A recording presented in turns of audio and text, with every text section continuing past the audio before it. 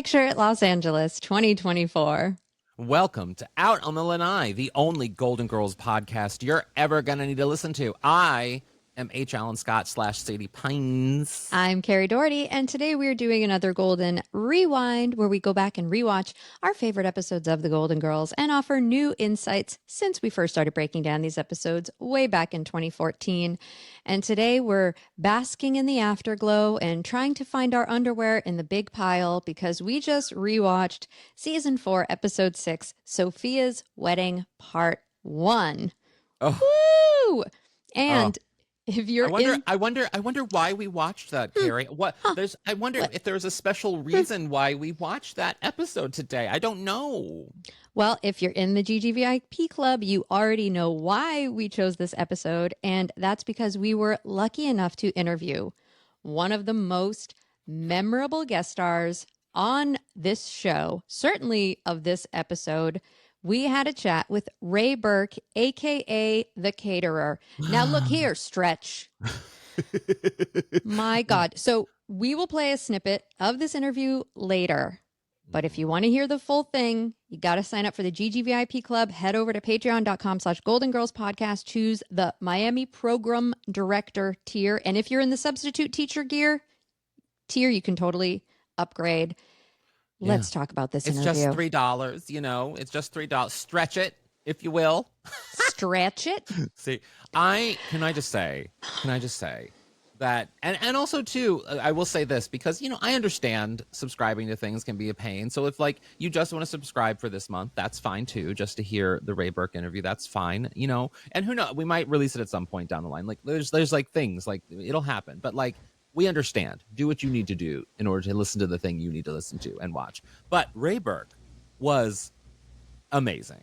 Raye Birk is a gem of a human being on a level that I left speaking with him feeling affirmed. I felt seen. I felt alive. I mean, and I'm not even exaggerating. And I know I'm a homosexual that is dramatic. But like, and I even talked to him about that, about the value of him, because he speaks, I mean, this is just coming from a queer place. He speaks in such a way of how much he respected playing that role in a way that he wanted to honor his gay friends that he knew. He didn't want it to be a joke. He didn't want it to be stereotypical. And I know some people can look at that and see it as stereotypical. They can look at his performance and see it as sort of a flamboyant homosexual. And I would say that that's being reductive, because for me, as a flamboyant homosexual, I told him this. There's a part of the interview that I almost got a little emotional, but I kept it together because I'm a professional. But I was saying that like a performance like his or performance like Nathan Lane's in The Birdcage, I saw that as a kid and I was scared of it. I didn't want, because I related to it so much. I related to who this person was so much, you know, and it scared me a little bit because I was worried about becoming that person. And then now I literally am Nathan Lane from The Birdcage. I am the Caterer from The Golden Girls. Like, I've become that person in my life, and I'm so proud of that. I'm so proud that I can not bravely, because I'm not brave, but you know what I mean? I can proudly sort of be who I am without fear of whatever anybody says. And that, the value in that, if that's a stereotype, then fuck it, I'm a stereotype. You know what I mean? Yeah. Raye was so thoughtful with the character and the way he talks about the character and his time on the set. I mean, he had such a wonderful time. He had some great stories. There was one of the women in particular he really bonded with that he talks about. He tells something dramatic on set that we well, you'll have to listen to the chat. Yeah, there was some drama. He almost quit. And then maybe we get him to say one of his most famous lines on the show. Maybe. I just, the fact that let's not say which one it is. I'm not saying which one it is. Y'all know which one it is. But the fact that I was holding out, literally during the entire chat, I was like, should I ask him?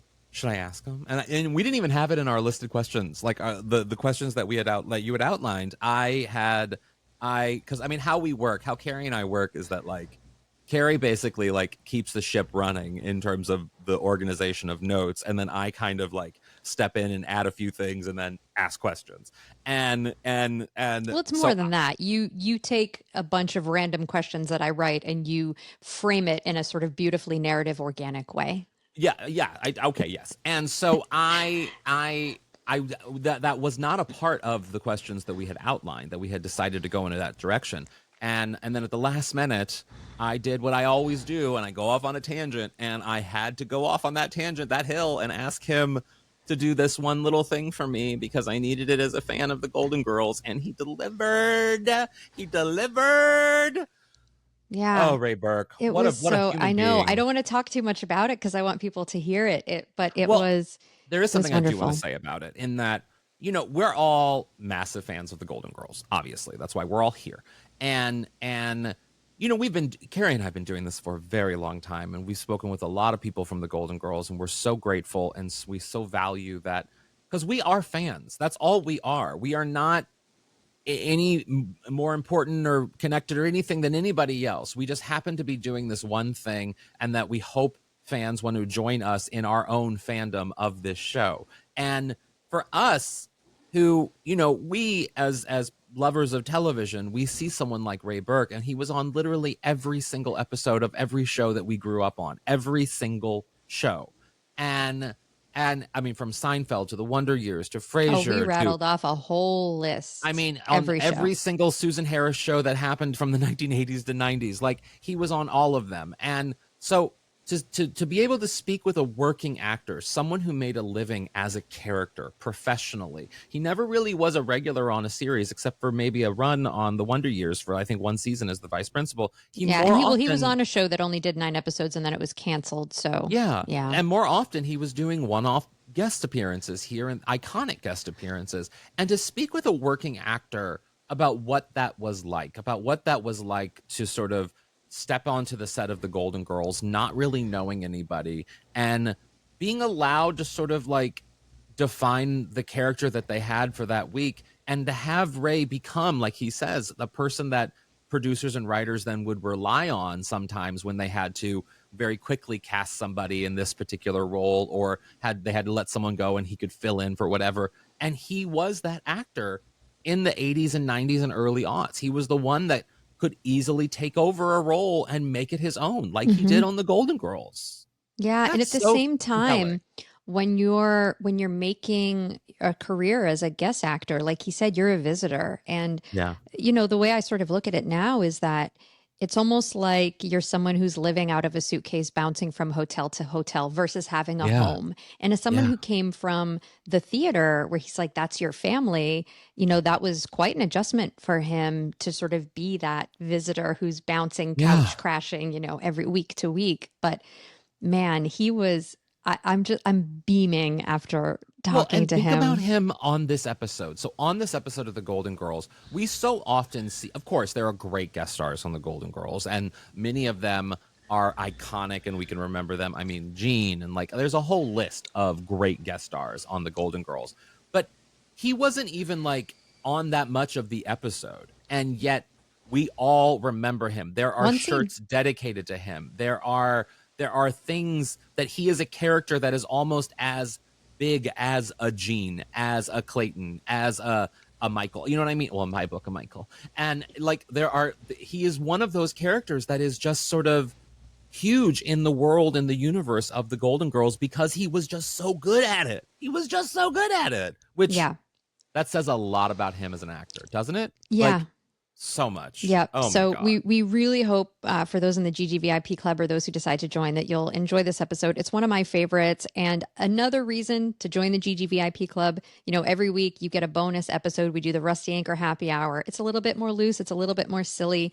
And so this Mhm. week, keeping in the sort of wedding theme, we're looking at real life wedding photos of B. Betty, Rue, and Estelle. And I think we found most of Rue's husbands, but we're going to No, look at I them. know. You sent me a folder and there were 15 photos, and I was There like, were a how many lot times did of Rue get married? photos. So we're going to look at some of those wedding photos. Some of them were really hard to find. I had to go down rabbit holes of like Rue McClanahan Facebook fan pages. But we Wow. found them and we're going to look at them and maybe talk about how hot their husbands were. Oh, I'm always here to talk about hot husbands. So we're gonna talk about Stan, right? Yeah. Should we take a break and come back with the Sophia's wedding. amazing Sophia's episode with Raye Birk in it? Yes. Oh, let's do it.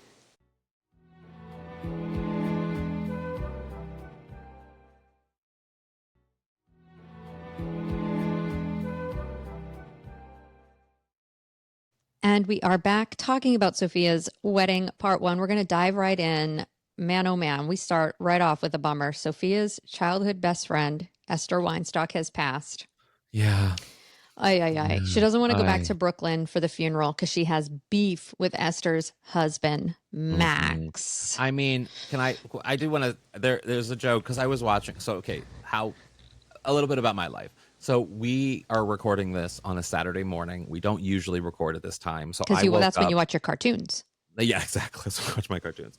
And I never watched cartoons. Did I tell you that? I was not that kid. I was growing up watching like You're watching your talk shows, your programs. yeah, exactly. But no, so I woke up and Michael had stayed up all night working on something. And so I woke up to him still working on something. And I told him, "Oh, I have," because I always watch the episode before we record because it's fresh in my brain because I have dementia basically. And so like I just can't I can't remember anything from a day before basically. And so I was watching it, and there's a moment in this. There's a funny response that Rose does in this moment that sleepily got Michael laughing so hard when Sophia says that her friend died, and then they ask, or Rose goes, "Of what?" And then she goes, "What happened?"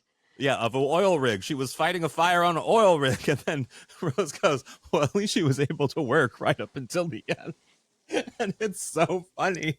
It's so good. And then I think as Sophia's like leaving the room or something, she's like, "I'm not going to the funeral," or something. And she's like, "Oh, they didn't find the body." Like clearly that's why she can't go. Yeah, it's a joke. And it's such a funny little runner that I'm a small little runner because it ends there. But it got me. I mean, it was such a nice thing to see early in the morning when we're both kind of like, I mean, he hasn't slept and I'm just waking up. So we're both like, "Woo."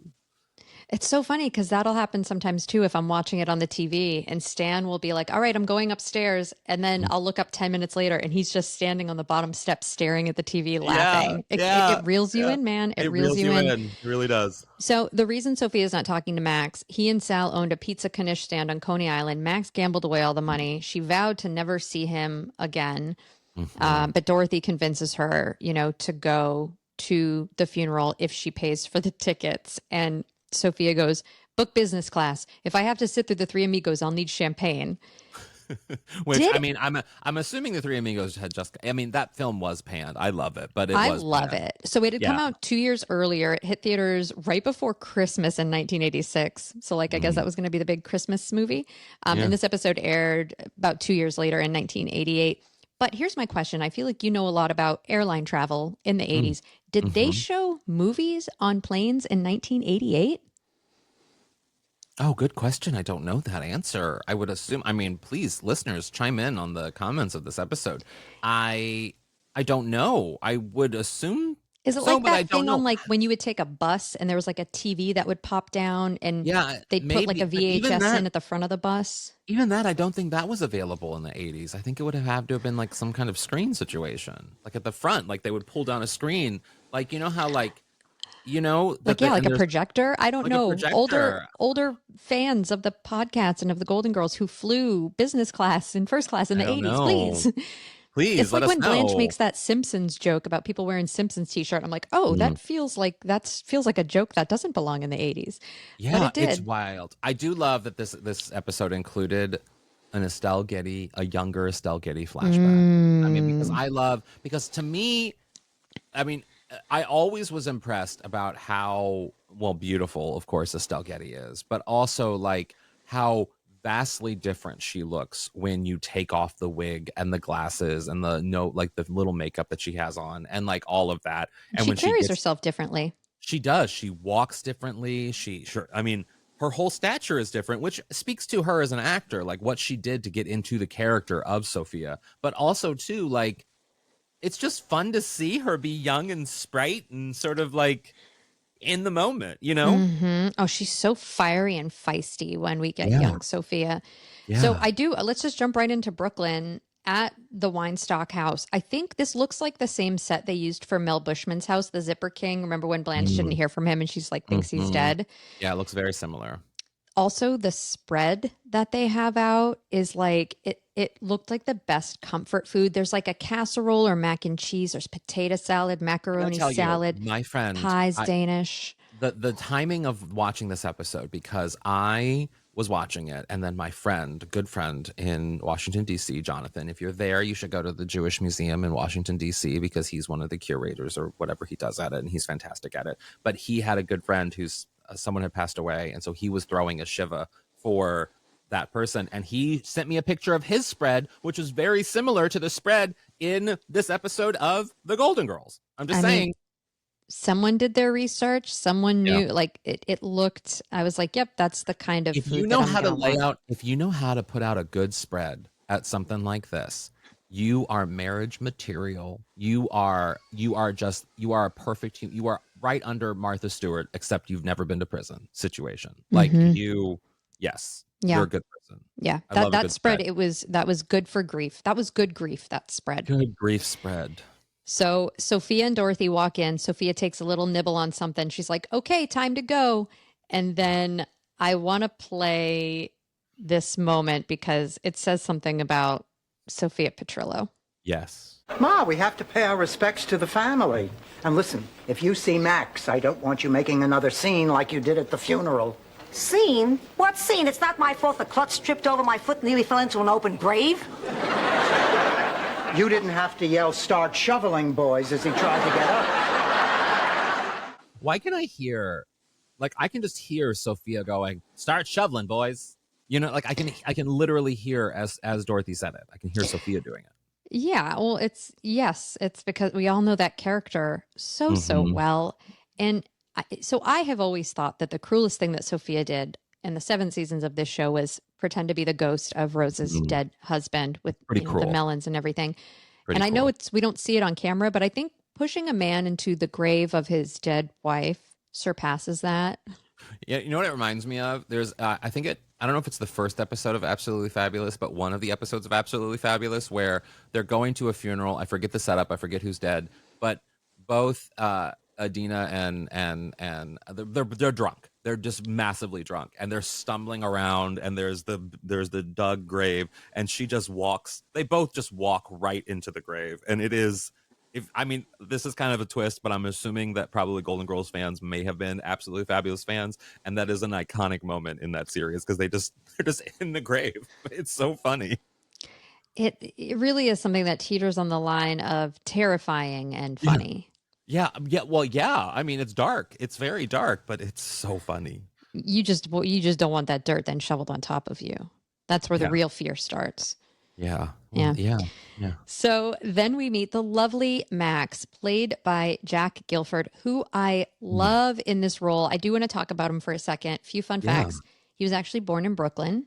Yeah. He was nominated for an Emmy for this episode for Outstanding Guest Actor in a Comedy Series.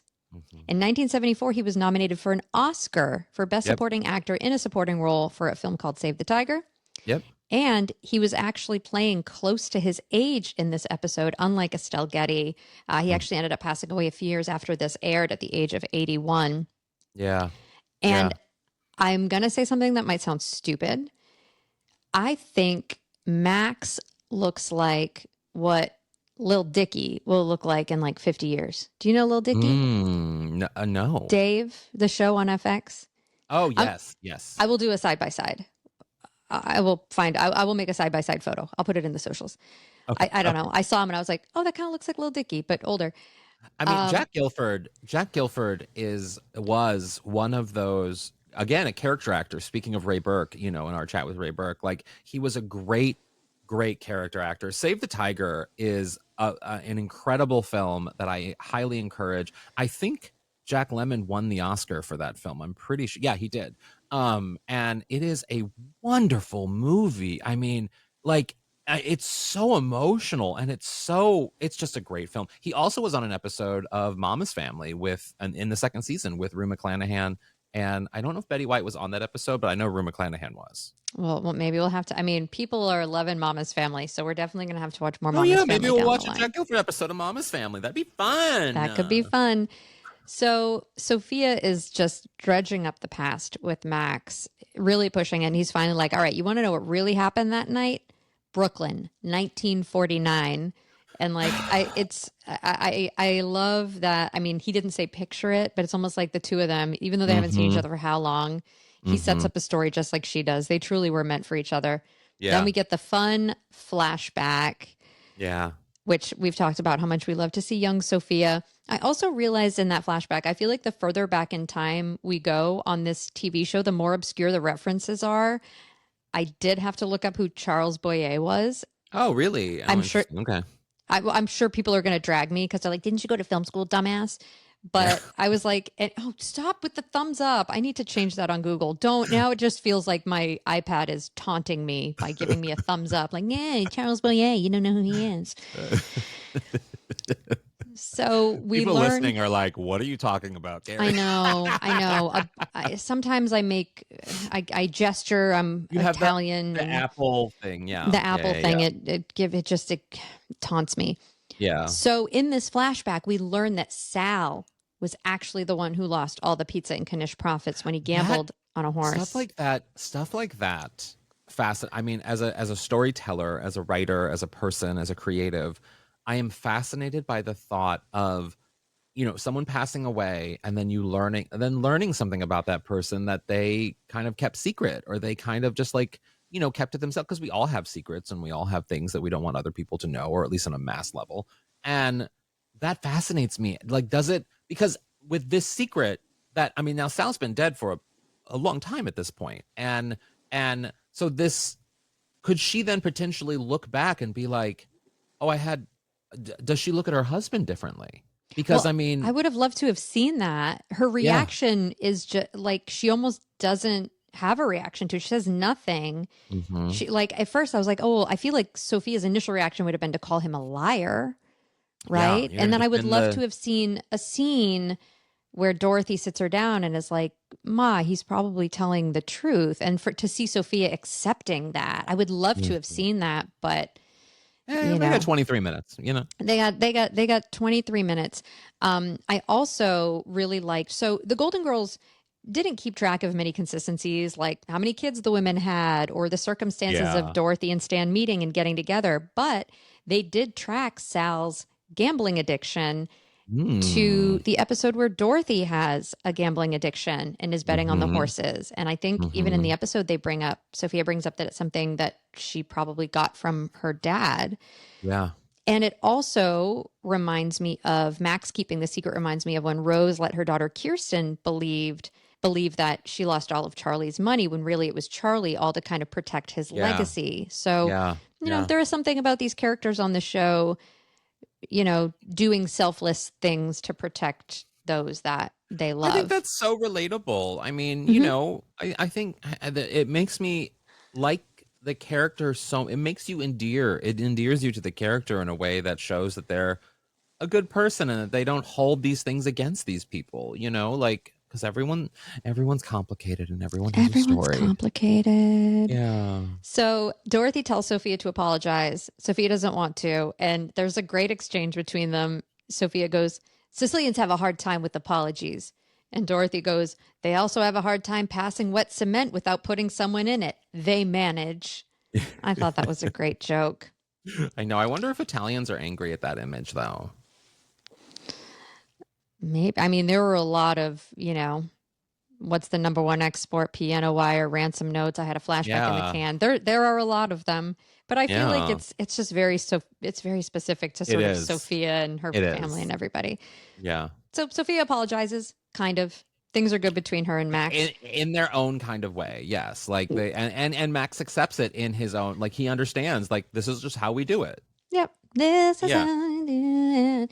So meanwhile, can't afford it. In our B story, Rose has started an unauthorized chapter of the Elvis Presley Hunka Hunka Burning Love fan club. Now, let me ask you, I have two quick questions for you here. One, were you ever as a child in a fan club? And if you were to start a fan club today, who would it be for? Oh, that's great. Those are two great questions. Yes, I was in the Madonna fan club, of course. Of course. I wrote her 3 letters a year, once on her birthday, 2 other letters just to let her know how I was doing. And yes, I loved Madonna. I was a massive Madonna fan, which people I find now are like surprised that because they would expect me to be like writing B. Arthur or something, which I didn't. I was a Madonna fan. But if I had to start a fan club today, oh, that's a great question. I mean, I feel like I would probably start a Jean Smart fan club. That's who I would I mean, and I would be president of it. Well, yeah, because you would start it, so you would be president, unless you get strong-armed by Blanche into being secretary because you claim that you slept with Jean Smart. I can say justifiably, and I have video of it, that I have flirted. Or no, Jean Smart has flirted with me. I believe that. I was never part of a fan club, but if you're in the GGVIP club on the Rusty Anchor Happy Hour, you have probably seen the postcards I received from a General Hospital actor who was a child, just like I was. It wasn't an adult man sending a 13-year-old postcards, but I used to write to Jonathan Jackson from Camp Nowhere and General Hospital. He played Lucky Spencer. If I were to start one today, though, and I also have to think about not only who am I a fan of, but what other fandom do I want to surround myself with? The way that Golden Girls fans are awesome, lovely. I think I would start a fan club of Keith Morrison from Dateline. Oh, interesting. That is such a twist. Yeah. Wow. I love Keith Morrison. I love Dateline. I love all of them, but I love Keith Morrison. You know, what's so interesting about Keith Morrison that I did not know is that he was Matthew Perry's stepdad. Yeah, I didn't know that too either. I only learned that when Matthew Perry passed away. So fascinating. Yep. Yeah, well. So the more you know.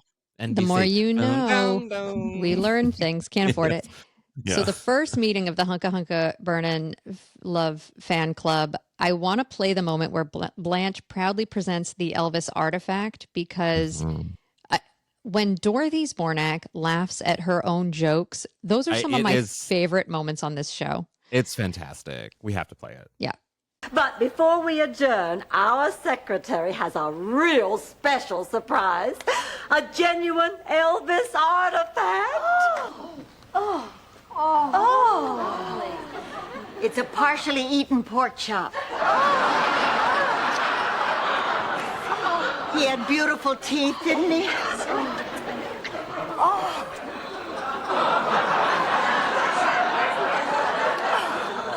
This has to be a fake. I mean, Elvis would never have left this much meat on a pork chop.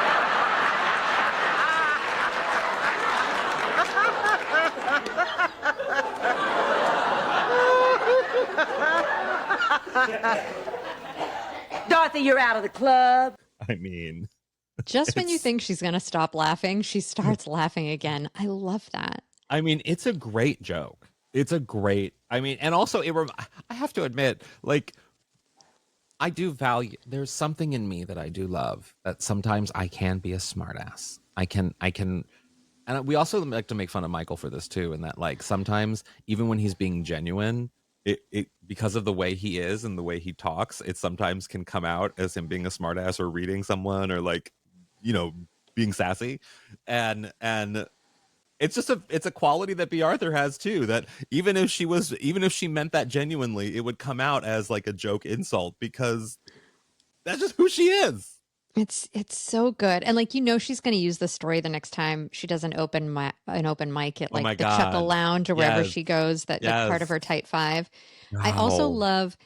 I always love watching extras when they have, like, when they're not just in the background, but they're kind of presented because they can't talk or else they have to pay them more money. So they're all just very expressive when they're passing around the pork chop. And there's this one woman who goes like, "Oh, it's wonderful." But she can't say the words out loud. So I'm like, in real life, you would be like, "What, Jan?" Like, she's just like, "Oh, it's wonderful."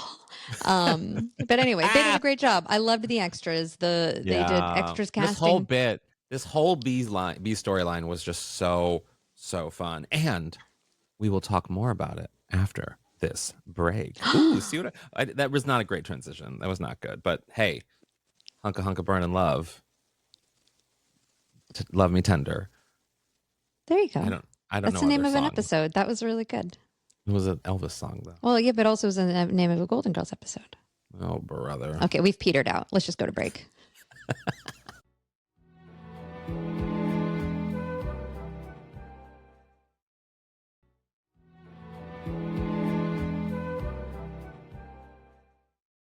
And so once Dorothy gets kicked out of the Hunka Hunka Burnin' Love fan club and the women start cleaning up, Rose gives us an iconic joke. And we're going to talk about Betty White's delivery of this. I know you're already feeling it. All right, let's play that moment.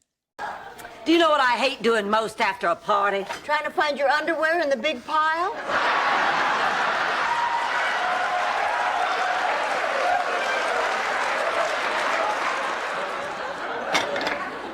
Cleaning up the dirty dishes, you twit.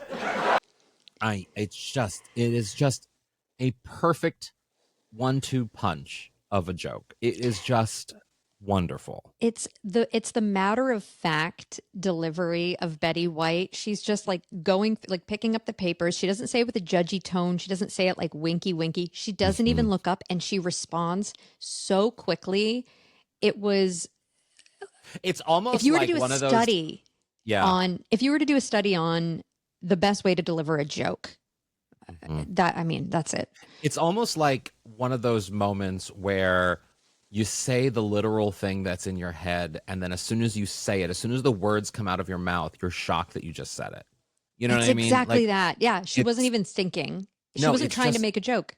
No, it just is. It's just what it is. And sometimes it's like Blanche coming out saying shrimp and then realizing fuck. Like it's one of those moments that is just so perfect. It's so perfect. I love it. I love it. And then the women decide, instead of cleaning up what I think is barely a mess, but sure, they will just go out for dinner. And Dorothy's like, I'll ask Ma if she wants to come. And then the women proceed to remind the audience of everything that has happened up until this point in case they've just forgotten the last 11 minutes. And it's a little awkward. It feels a little exposition-y. But, Rose is like, she's been so bummed since she got back from the funeral in Brooklyn. And Dorothy's like, she lost one of her oldest friends. Even though she made up with Max, she knows she's probably never going to see him again. And I understand why they were setting it up for the joke of catching them in the bedroom. But sometimes when you look at it through the lens of real life, you're like, you guys were there. You heard the story. We know you heard the story. Like Rose, of course she knows why. They all know why she's bummed. Yeah. It would be like if at the beginning of the podcast, I was like, you look a little tired today. And I know it's not normal tired because I've known you for the last 10 years while we've been doing a Golden Girls podcast together because you and I are big Golden Girls fans. Yeah. So, that's... I love That's what that TV moment reminded exposition, me though. It's kind of, I think we should exit rooms more like that. Well, Kerri, I am going to go to the other room. See you later. I love when they say at the beginning of films, they say the characters' names in the most unnatural way, because in everyday life, I don't say your name that often. I don't need to. No. I know you. And No. so I don't need, but in films, like they did that in Twisters, the new movie Twisters, where at the beginning of the film, you're learning all these characters' names, and then each other's friends are saying, hey, Jeffrey. It's almost like it's filled in later. You know what I mean? Like it's so wild. We gotta get the names. It's always when you have to learn characters' relationships. Well, he's your sister. You know what I mean? He's your brother. Those types of things. Yeah. It's so fun. It's so funny.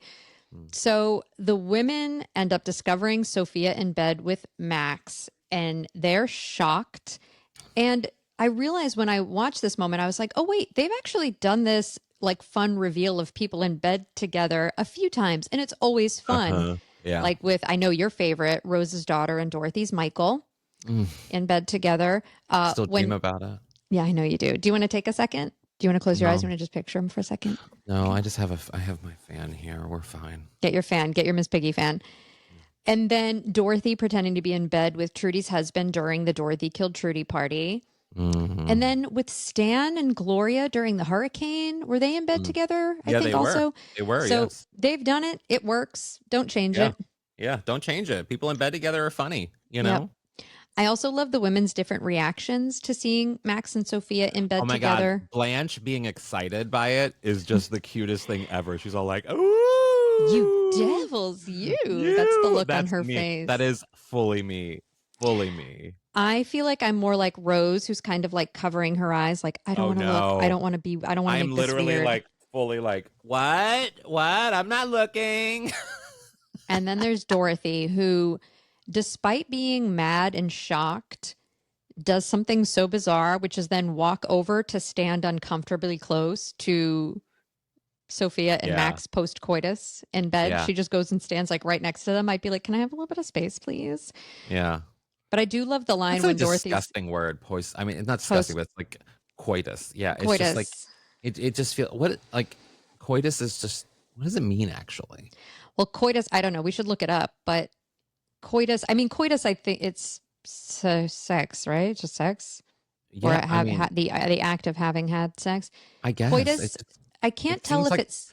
It seems like secretion to me. Like it's that level of weird word that is just like, ooh. Coitus sounds like, it also sounds like weirdly French. Coitus. That's sexier. We should say it like that. Post coitus. Yes, that's better. I like that. And you have to I'll really, approve of that. the S. Yeah, yeah. Afterglow. I love that moment. Oh, and then when did you get in? Oh, and he's like, into town. Yeah, I love that's that. funny too. I love that. They got away with a penetration joke, you guys. I mean, well, when it's senior citizens, let them have it. They got away with a senior citizen penetration joke on network television. Way to go, Susan Harris and writers. Yeah. And of course, the reason why Dorothy is so close to the bed is for her to faint when Max and Sophia reveal that they're getting married, which is our big act break. And also, I've realized Dorothy faints quite often on this show. Well, I mean, she should probably eat more like iron, right? I don't know how fainting. I don't know how any of that works. But yes, she faints a lot. I don't think, I know you and I have talked about fainting on the show. I don't think I've ever fainted. I don't even think I've ever seen anyone or known of anyone who has fainted after receiving news. Oh, I didn't faint after receiving news, but I've definitely fainted before. But yeah, no, that's it. I mean, it's sometimes things are shocking, you know? Yeah. I'm curious to know if anybody listening, let us know in the comments. Have you ever or known anyone who has fainted from receiving news before? Maybe. Yeah, or maybe don't talk about it if it's traumatizing. Then no trigger. I understand. No trigger. So this is all very shocking to everyone, but Max, and again, him and Sophia, they're kind of rekindling. It's very sweet. He says something happened after we saw each other. We talked, we laughed, we held hands, we fell in love, and it's really sweet. It is really sweet. You know? I mean, it's rushed, but it's really sweet. But at that age, you know, sometimes you just have to jump while the iron's hot or strike while the iron's hot. Yeah. I like jumping while the iron's hot because, like, you don't want to touch the iron. So you're like, ooh, and you're jumping. Yeah, and jumping's fun. Jumping's fun. I don't jump. I don't like to. Little Oreo loves to jump, and I don't love to jump. I mean, I usually walk, you know, if I'm not going somewhere doing something, I am in pajamas. And just sometimes when women jump and you don't have any support, it's just like not comfortable. Yeah. Oh, I can relate. Yeah. Not because of the women thing, but because of just lots of body parts, you know. Yeah, of course. You know, when you have flipping and a flopping, flapping things. Yeah. So Dorothy, not on board. She's like, this is ridiculous. This is going to be the biggest mistake. She does not approve, which apparently Sophia needs her to approve for this wedding to take place as a Sicilian tradition. Yes. Yeah. And like, you know, I know like later Dorothy says that she's worried that, you know, it's almost like Max is replacing Sal. But I also think one thing we know about Dorothy from, you know, when she took Sophia to Disney that one time, she understands, especially when Sophia's friends start passing away, she's really thinking about her mother's age and how much time she has left with her. And if Sophia goes off and gets married, you know, she's going to be spending less time with Dorothy and she's probably not going to live at the house. And so I think even though she doesn't say that, I think that is also certainly on her mind. So I want to get to the day of the wedding where, like you said, she needs Sophia needs Dorothy's blessing. She hasn't gotten it yet. I want to talk about Blanche and Rose's outfits for a second. So good. Blanche has like that teal dress with the drapey sash. Now, I don't know if you remember what Rose is wearing. She has like a top and a bottom that are two different colors and patterns. And I Yeah. meant to text you last night. I wanted to ask Michael, is this a good look?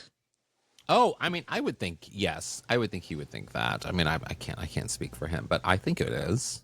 Okay. Yeah, maybe we can. Yeah. I'd be curious. I'd be curious to know. When he wakes up, I'll yeah. Okay. Yeah. So Sophia, sadly, she's locked herself in the bathroom. She's like, the wedding is off.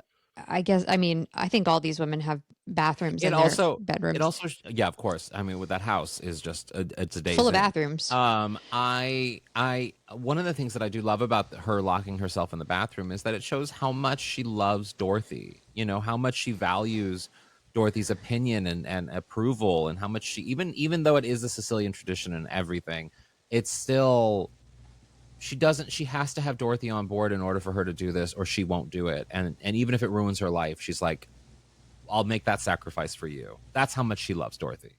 I agree. I don't think it's just what Aunt Regina said. I think, she wants Dorothy's approval and opinion mean a lot to her. And so, yeah, I agree. And it just goes to show the strength of their relationship and the complexity of their relationship sometimes. So Max comes in, he talks to Sophia through the door, and Sophia's like, look, Max, maybe Dorothy was right. Maybe it's not possible to fall in love so fast or at our age, but it sure felt right the other night. They're talking about walking and holding hands, and it's really, really sweet. But before Dorothy has a chance to sort of say anything to Sophia, the caterer appears. Raye Birk. The great Raye. Or should we play the iconic clip of Raye Birk? We have to. Yes, let's play his first moment. Who's in charge here? Well, what's the problem? I'm the caterer. It's 2:00. The guests are waiting. Why isn't the show on the road? Ma, I know you're in there. The wedding is off. She doesn't approve. She doesn't approve. Now look here, Stretch. I have 100 cheese puffs and a sensitive assistant, both on the verge of collapse. Whatever the problem is, overlook it. My mother did with my marriage. And if you say something smart, I'll slap you silly.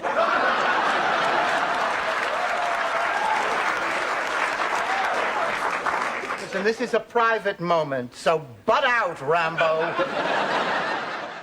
So good. Just so good. Just so good. So iconic. Truly. And I know I mentioned this. We talked about his character when we did the Golden Girls Gayest Guest Stars during our Pride episode this year. I love how invested he is. It's like it's his own wedding. He is the bridezilla at this wedding, which is so funny. It's his job. It's like his job to like make this perfect. And in this space, he's able to do that. And, he's taken on the role as the wedding planner, even though that is not his job. I love it.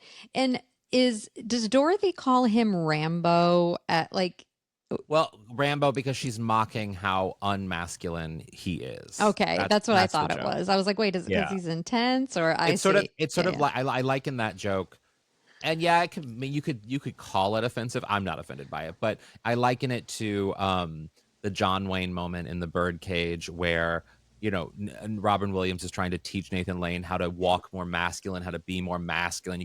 And he tries to walk like John Wayne, and then Robin Williams goes, no, it was perfect. I never knew John Wayne walked like that. And it's like, I pierced the toast. It shows you the lens. If you view things through a lens, it can be viewed in a very different way. And so, yeah, it's that. It's just so great. It's so, just so iconic. And then there's more. But first, Dorothy admits finally that she doesn't want Sophia to marry Max because, it would be like he's taking Sal's place. But she's like, after realizing how in love you are, she gives his blessing. She wants Sophia to be happy. And then I think she also says something that maybe Sophia didn't realize she needed to hear, which Dorothy says, I know Pop would too. Yeah. Because I'm sure that's also part of it for Sophia.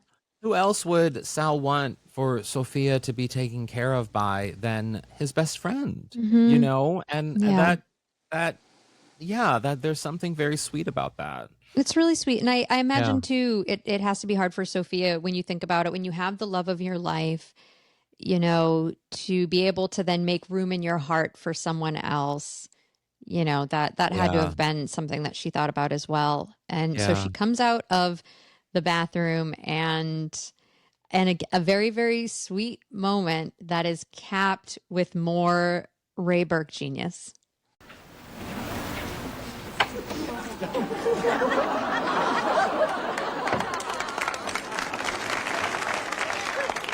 I love you, pussycat. This is more moving than Susan Hayward's climactic speech, and I want to live. You're ready to fly right out of here, aren't you? Well, excuse me for living, Anita Bryant. Couldn't we please get married already so I can get in on the hugging? Places. Can I? I just need to break down a little bit the, and I say this in the most loving way, the faggotry of this moment, the queerity of this moment, the queer brilliance of this moment, in the fact that, and I do believe it probably was straight male writers who wrote these lines, but the fact that they were able to combine the camp brilliance of Susan Hayward in I Want to Live. Susan Hayward made a career out of performances of women in distress, women pushed to the limit, women, in films like I'll Cry Tomorrow. I mean, she was nominated for so many Oscars before she finally won for I Want to Live, where she plays a woman incarcerated, sentenced to death, all of those things, and she has to, whatever. She's dramatic, drama. And her performances, very much like a Joan Crawford, became symbols of gay camp brilliance in that they just were so melodramatic and so over the top that we as queer people took the vernacular of how those performances were spoken, and it became our language. It became how we communicate to this day in so many different ways. And, or like I'm thinking of Faye Dunaway as a more modern version of sort of like Mommy Dearest, or like, I mean, even like now quoting like Samantha from Sex and the City. It's that vernacular, it's that cadence in which these people spoke that like become this queer speak. And so the fact that this character did that and referenced that at the beginning of their line, and then at the end of their line, when he's responding to Blanche about flying right out of here, says, "Excuse me for living, Anita Bryant," to then have the juxtaposition of every queer person at that time in America knowing exactly who Anita Bryant was. Anita Bryant was famously, she ran a campaign. She was a Miss America sort of whatever, and she ran a campaign against queer people or gay teachers in schools, basically. And Harvey Milk famously was doing something separate than her, and I think it won statewide, his initiative, but she was running a very anti-gay campaign, and she famously had a pie thrown in her face on television or something by a gay rights activist, and it's one of the best YouTube clips you'll ever see. We'll put it in the show notes. Please watch it because it makes me happy every time I watch it. But that said, the fact that they were smart enough to combine those two very queer things into one iconic line makes me so goddamn happy. It thrills my little queer heart on a level that like you have no idea. And I know every gay listener of this podcast knows exactly the feeling that I'm describing. Well, thank you for breaking all of that down, because I'm sure maybe there are people of a certain age who have maybe more recently discovered the Golden Girls who didn't know how much history is loaded into those two lines. So I'm sure they really appreciate the context. I also, with this scene, and I think just goes to, I don't know if it was written this way, but I feel like typically with the end of a scene, like one of our main characters, one of our women, they're going to get the last joke, which, when Blanche says, "You're ready to fly right out of here, aren't you?" That could have been the end of it. But then to give a guest star, to give the caterer that joke, "Well, excuse me for living, Anita Bryant," it's incredible. It shows you how great Raye was. How and was capable so Raye was. Great. And also, that the women didn't have egos to let somebody else shine for a moment, because the show was already doing so well. Yeah. And so it was And we just so learn great. we learn something about those lines, and in particular this line that he says that potentially could have changed the course of the episode and at least Raye's involvement in the episode during our chat with Raye. So like that line in particular is a really interesting touch point in our conversation. Yeah, it is. So the women do one of their classic group hugs. They head out for the kind of awkward wedding march down a very short hallway, which is when we get to the Elvis impersonators, which we got because, earlier Blanche was like, we got to boost our membership for the fan club. So they were like, let's get an Elvis impersonator for the next meeting. Rose got mixed up. She invited all the Elvises to the wedding. I was also wondering, I was like, who sat them? I guess the caterer did, because how did these women not see these Elvises sooner? Yeah, I mean, yeah, I know. I'm going to give a little tease of this moment, though, from our conversation with Raye, just because I love it. But, like, I love that Raye had no idea Quentin Tarantino was in this scene. His reaction was pretty remarkable. It was pretty remarkable that he was like, oh, really? Like, it was so cute. I also quickly just want to say, I want to read quickly from Jim Colucci's book. Jim Colucci interviewed Quentin Tarantino about this episode. He said, Quentin Tarantino said, this was the first acting gig I ever got paid for. I didn't even have to audition for it. He sent in his headshot. He said, I was nobody at this time. This was a huge gig for me. It ended up being one of the best Golden Girls episodes. He's like, I made a lot of money off of it. He doesn't even, he's singing with a bunch of other Elvises. He's like, I made a lot of money from it being in constant rotation, the residuals, which Raye also talks about. And he's like, it became a thing I started talking about on talk shows. Like, it's a fun, like, even somebody like Quentin Tarantino is like, oh, when I'm at parties, I tell people I was on the Golden Girls. That's incredible. Yeah. That's his party story. It's so great. It's like, it shows you the power. It really validates why we love this show so much, because it is just one of those shows that, like, even if like Quentin Tarantino has this fun moment on, like, it's just great. It's just great. Yeah, it's great. It's great. And everybody, again, Golden Girls forever. If you don't have Jim's book, get Jim's book, because you should. It truly is the Golden Girls Bible. So Max and Sophia get married. That's the end of part 1. It's a fabulous, fabulous episode. I love it so much. And we'll watch part 2 sometime in the near future. Yeah, I mean, this episode does stand on its own, really, because part 2 is definitely kind of, I mean, it's about their marriage, but it goes in a different direction completely. Yeah. So but now we have to get to a clip of our interview with the great Raye Birk, and if you want to listen to the full interview, of course, you can go to the GGVIP Club on Patreon at patreon.com/Golden Girls Podcast. Yes, so. So yes, enjoy a little snippet of our chat with Raye, and then that will be followed by our golden takeaways.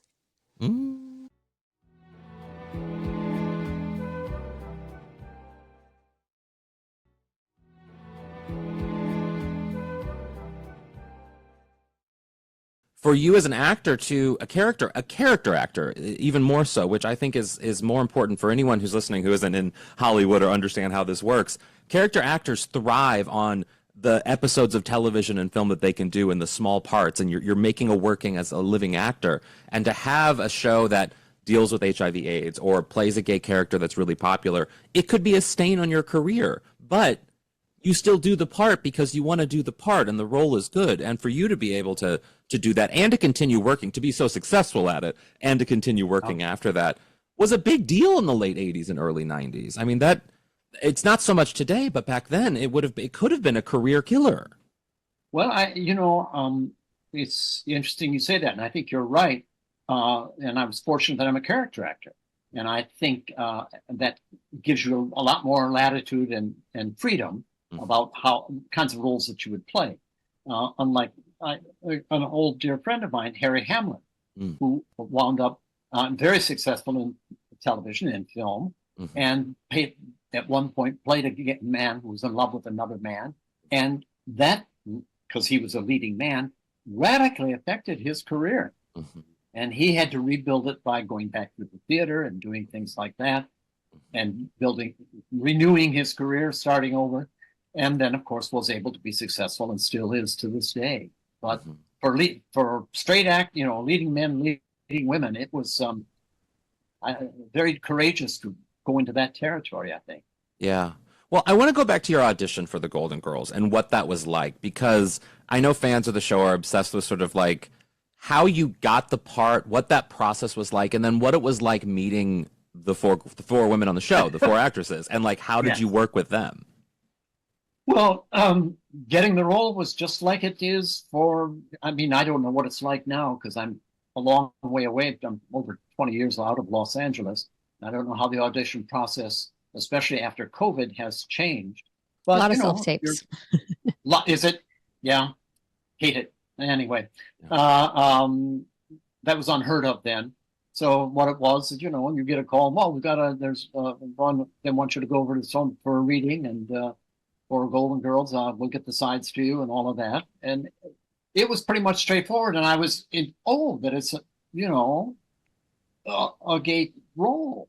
And I remember only thinking about, I want him to be identifying immediately as gay, but not overdoing it in some way that is offensive or anyway, the choices I made were, and based on people I know, friends I knew, who that's how they behave. So I picked that up and got the role, which was wonderful. And like I said, the feeling on the set, 4 powerful women. Yeah. And they all knew who they were and also knew how successful they were as a group in terms of this show. They were wonderful to me, especially B. B was just so dear. And I ran into her at other places after this. There was a fundraiser right up in San Francisco, and she was part of it. And it was like meeting an old, colleague. And she was sort of like that on the set. And I had a lot of theater background, as did she. And it was one of the things that you might have in common with people on a show. And because a lot of times television people didn't have a lot of theater background. But if you did, it was something you talk about and share about. It was just a way to try and feel at home, which you want to do. Because as you said, they all know each other. It's a well-oiled machine. They don't even need to rehearse. They got to learn their lines, and that's about it. Get the blocking. Boom, and they could shoot it in 3 days. And the only reason it takes 5 is the writers have to sharpen what they came up with. But I had such a great time on the set, and it's a long time ago now. Yeah. For me. And so I don't really remember lots of it, of what went on, except that I had a really great time doing it, especially once I got over that hurdle on Tuesday. Yeah. And they were all just wonderful to work with. Oh, Raye Birk. I mean, just like a gem of a human being. Even that little clip should show you how great the chat we had with Raye was. So like we said before, go to the Patreon to listen or watch the full chat with Raye Birk. Just a gem. Just a gem. Just a gem. Absolutely lovely. Full gem. But we need to give our golden takeaways, which is a nugget of truth or inspiration that you can apply to your life or the lives of our listeners. Kerri, what's your golden takeaway from this episode? Mine is actually about Raye, who Raye knows about Golden Con, loves the idea of Golden Con, would love to go to Golden Con. I think fans would love to see Raye at Golden Con to recreate some of his favorite, most memorable lines and meet everyone. So my golden takeaway is a call to action. Everybody, I want people to start, just reach out. Thank you for being a fan is the Golden Girls Convention. We're going to reach out as well. Tell them you want Raye Birk. You want to see the iconic Caterer at Golden Con. I think I really want to try to make this happen because I think Raye loves the Golden Girls so much. He loves that he was, able to be such an iconic part of such an iconic television show. And it really means a lot to him to know the impact that he's had on the Golden Girls community. Yeah. And also while you're at it, let them know that you want us there too. I mean, we'd love to go back. Of course, we would love to go back as well. Let them know that we want to be there as well, because we got to be invited too. Ooh. No, that's wonderful. That's a wonderful golden takeaway. I love that. Well, my golden takeaway from this episode is I just love, it seems insignificant that this one character, this gay character on a show, would have any kind of impact on sort of, queer people watching it. But I do think his character did. And I do think that there is, looking back on a character like that, knowing that this was in the late 80s, knowing, especially listening to our chat with Ray, and sort of like, you'll see the impact that it potentially could have had on his career. And the fact that he didn't care, that it would have, like, he didn't even think about that. It was just a great part that he wanted to do in a real way, and honor. He also talks a little bit about a great episode of Star Trek that he did that dealt with HIV/AIDS, which, shocking to think that they would be able to even tackle something like that, but they do. And how proud he is of that work, and how proud he is that in some small way, for someone who comes from the theater, who had a lot of gay friends who probably had and died from AIDS, and who, he knew what was going on in the 1980s, and he was deeply connected to the community in that way, because we all know theater, there's a lot of gay people, and the fact that he values that, and he valued his small part in sort of being a good ally, which I think is a really admirable thing. And I think, sometimes we get so lost in sort of, I think myself being like, queer, but we also need to take a moment to thank some of the people like Ray, who were good allies, who stood up and did the good things during the time when we really needed them to do the things. And so that's my golden takeaway, is saying thank you to someone like Ray and all the other allies out there who support queer people in the ways that you do. That was so lovely. What a lovely just bunch of episodes we've got coming out this week. I'm really proud and excited about the work that we've done for these episodes and our chat with Ray. And we hope that you all enjoy them too. Let us know on the socials what you think about it. Again, you can check out the GGVIP Club at patreon.com/Golden Girls Podcast. And you can follow us on YouTube. We've got video versions of the podcasts that come out the following Monday. But if you're on Patreon, you get them right away. You get ad-free episodes, bonus episodes, tons of bonus content. And we just thank you all so much for listening and being part of our community. Yeah, we really do value it. We know you have options, and so we value you being here. And we also want to say thank you to Mom for being our network, Moguls of Media. So go subscribe to Mom Plus when you can. And you can follow us on social media at Golden Girls Pod on Twitter, Out on the Lanai Official on the Instagrams, Golden Girls Pod on Facebookles, and I am HAlanScott / Sadie Pines on everything else. And I am Squid Eat Squid on Twitter and Squidsy on Instagram. And if you also want to do something lovely for the podcast, you can give us a nice little rating and review. Yes. And remember, as always, stay golden.